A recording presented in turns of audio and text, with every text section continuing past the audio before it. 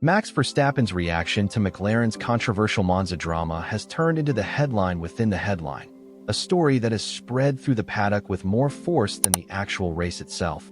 Because what began as a quick laugh, sharp and dismissive over the team radio, became the purest expression of how the reigning world champion views racing and fairness in Formula One. And that single moment of mockery has since sparked endless debate among fans, pundits, and even rival teams.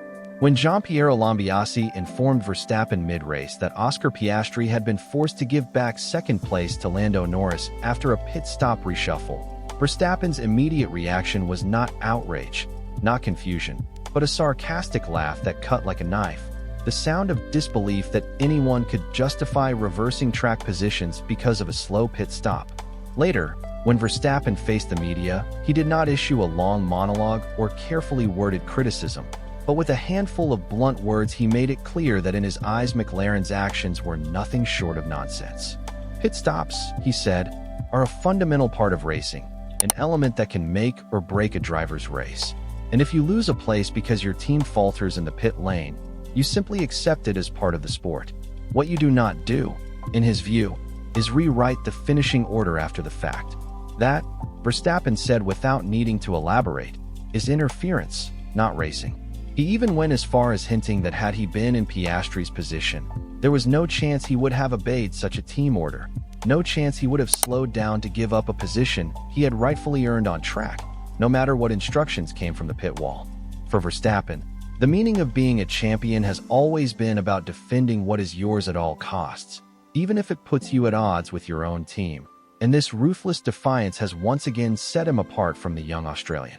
That sharp contrast between Piastri's compliance and Verstappen's unyielding philosophy is precisely why his words and his mocking laughter have exploded across the F1 community, forcing everyone to take sides in a debate that cuts to the heart of what racing should be.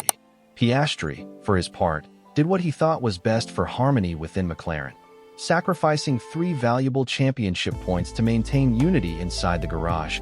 But Verstappen's stance exposed the other side of the coin, the side of a driver who believes winning must come before loyalty, before principles, before diplomacy.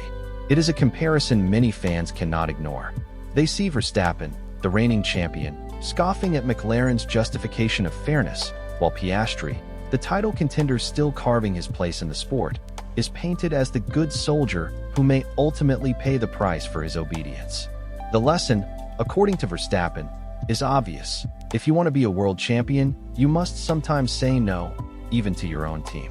His laugh and his blunt response also poured fuel onto the wider fire already burning around this incident.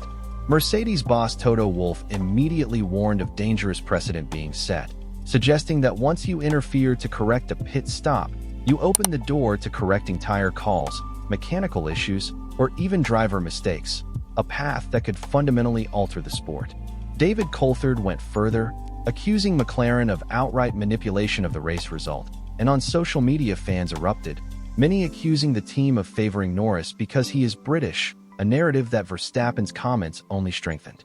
By bluntly saying he would never have done what Piastri did, Verstappen effectively called McLaren's strategy weak, a decision that does not belong in Formula One, and he did it without drafting statements or holding press conferences.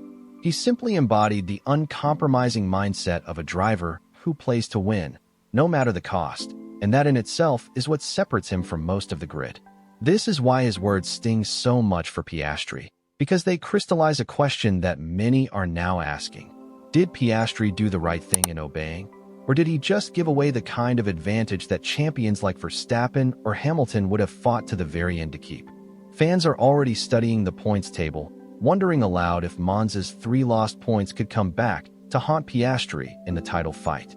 Will this be remembered as the moment that cost him the championship, or will it be praised later as a show of maturity that earns him goodwill within the team and perhaps payback from Norris when the roles are reversed? Whatever the outcome, Verstappen's reaction has ensured that this debate will not fade anytime soon. With just a mocking laugh and a few words, he ripped apart McLaren's polished defense, leaving behind the blunt reality. Real champions do not hand back positions, no matter the excuse. His comments have already been locked in as one of the defining talking points of the season, Because in just that moment of laughter, Verstappen cut to the heart of what fans, pundits, and rivals were already thinking. That McLaren's call was manufactured fairness, not authentic racing. His reaction was not only mockery, but also a challenge, as though he were sending a message directly to Piastri. If you truly want to be a champion like me, you cannot afford to obey instructions that strip you of points, because every single point matters. Every inch of track is worth fighting for, and champions do not surrender them out of politeness. Piastri's instinctive frustration over the radio, when he reminded his team that slow pit stops are simply part of racing, showed the fighter inside him. But in the end he complied, slowing down and letting Norris through. That decision has been praised by some as a sign of maturity and team-first mentality, with commentators like Peter Windsor suggesting that Piastri has put credit in the bank with McLaren, strengthening goodwill that might benefit him later in the season. The team themselves applauded his choice as an act of unity. Yet Verstappen's blunt defiance reframed that compliance, making it look less like maturity and more like weakness. And should Piastri lose the title by 3 points, Monza will not be remembered as a show of teamwork, but as the day he gave away a decisive advantage. Fan reaction has only reinforced this narrative. Polls after the Italian Grand Prix showed nearly 80% of respondents believe McLaren were wrong to intervene, arguing that slow pit stops are integral to racing and should never be corrected artificially. On social media, the phrase "papaya rules" began trending, mocking McLaren's reasoning, while clips of Verstappen's laugh paired with Piastri's frustrated radio messages have gone viral, painting Piastri as the obedient soldier and Verstappen as the ruthless warrior. In the court of public opinion, the uncompromising warrior always wins.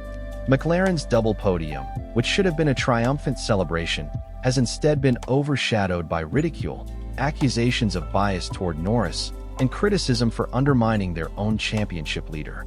Norris himself did little to ease tensions, offering silence over the radio when his engineer apologized for the swap, then later defending the decision as fair.